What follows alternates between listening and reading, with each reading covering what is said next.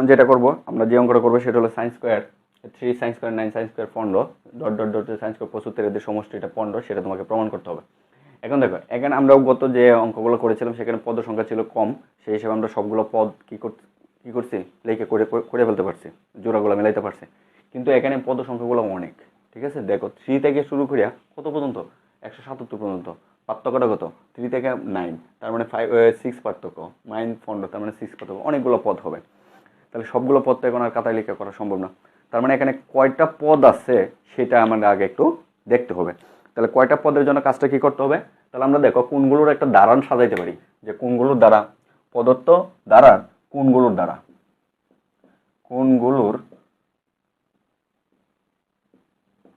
একটা দ্বারা সাজাইতে পারি। দ্বারা সমান কত হয় 3 plus 9 plus 15 plus dot dot dot plus কত 177। আর এখানে মোট কয়টা পদ আছে সেটা অবশ্যই আমরা জানি, যে জেনারেল ম্যাথে আছে যে দ্বারার এনতম পদের সমষ্টি বের করা বা এনতম পদ বের করা। তার মানে আমাদের এই দ্বারাটা কি সমান্তর না গুণোত্তর?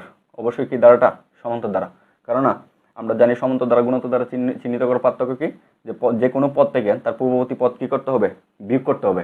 তার মানে দেখো আমাদের দ্বারাটা প্রথম পদ a ইজ ইকুয়াল টু কত 3, তাহলে সাধারণ অন্তর d ইজ ইকুয়াল টু কত, কারণ দেখো 3 থেকে 9 থেকে 3 বিয়োগ করলে, যে 9 থেকে তুমি 3 বিয়োগ করে ইকুয়াল টু কত পাচ্ছ 6 পাচ্ছ, আবার তুমি 15 থেকে 9 বিয়োগ করছো ইকুয়াল টু কত পাচ্ছ 6 পাচ্ছ। তার মানে দ্বারাটা কি সাধারণ অন্তর আছে, তার মানে d। আচ্ছা, তাহলে দ্বারাটার এনতম পদের মানটা কি হয়, লাস্টে যে পদটা থাকে, এই যে এখানে লাস্টে যে পদটা আছে এটাই কিন্তু এনতম পদ, ঠিক আছে, এনতম পদ। তার মানে আমরা জানি এনতম পদ ইজ ইকুয়াল টু কত, এনতম পদ ইজ ইকুয়াল টু হলো a plus n minus 1 into D. তার মানে এনতম পদের মান কত পাচ্ছি আমরা 177, এর মান কত 3 প্লাস n এর মানটা আমাদের বের করতে হবে, nটাই হলো আমাদের কি ক্রম সংখ্যা বা পদ সংখ্যা, কততম পদটা বের করা, ঠিক আছে। আর পদ সংখ্যার পদের মান কিন্তু ভিন্ন, -1, ডি এর মান কত 6। তার মানে দেখো এখান থেকে যে কাজটা করা যায়, যে 3টাকে যদি এই পাশে নিয়ে পড়ো তাহলে 3 এই পাশে নিলে মাইনাস হয়ে যায়, তার মানে কত হয় 174 ইজ ইকুয়াল টু কত n-1 ইন্টু ডি, 6। আর 6 দিয়ে যদি এটাকে ভাগ করো তাহলে কত আসে 318 হয় না, ক্যালকুলেটর দ্বারাই করি। ধরো 1/7 ভাগ হলো কত 6, তার মানে 29, তার মানে 29, ঠিক আছে, ইকুয়াল টু কত n-1, তার মানে -1টা যদি পাশে আনো তার মানে আসলে 30 ইকুয়াল টু কত n। তার মানে পদের সংখ্যা কয়টা হলো 30টা।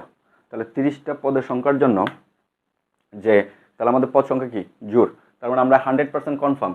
এবং এখানে প্যাটার্নটা এরকমভাবে 100% দেওয়া থাকবে যে তোমার এখানে কি থাকবে, অবশ্যই একটা বিপরীত অনুপাত আসবে। তুমি যদি এই পদগুলো সবগুলো লেখার পর মাঝখানে মানে আমাদের 15তম পদের পর থেকে 16তম পদ থেকে, ঠিক আছে, আমাদের এখানে পদ সংখ্যা কয়টা 30টা, তাহলে আমরা পদ সংখ্যা পাইলাম 30টি। দেখো আমাদের পদ সংখ্যা ছিল এখানে পদ সংখ্যা ইকুয়াল টু হলো 30, ঠিক আছে।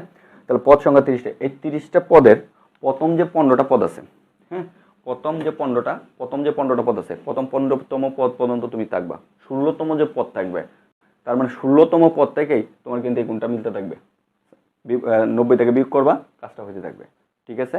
তাহলে এখান থেকে তোমার যে কাজটা হবে যে তুমি কি করবা 15টা জোড়া পাবা। আর 15টা যেহেতু পদ সংখ্যা আমাদের 30, এখানে লিখবা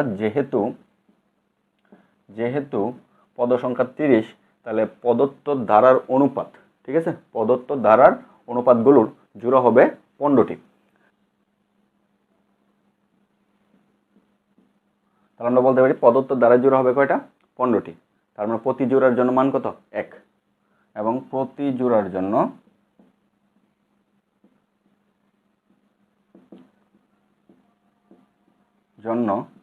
মান হবে 1। তাহলে 15টা জোড়ার জন্য মান হবে কত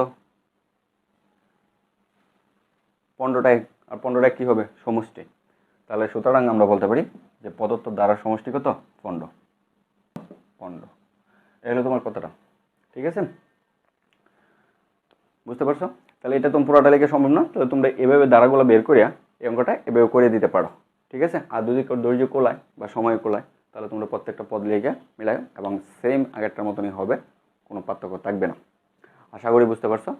আজকে এই পর্যন্তই। আল্লাহ হাফেজ।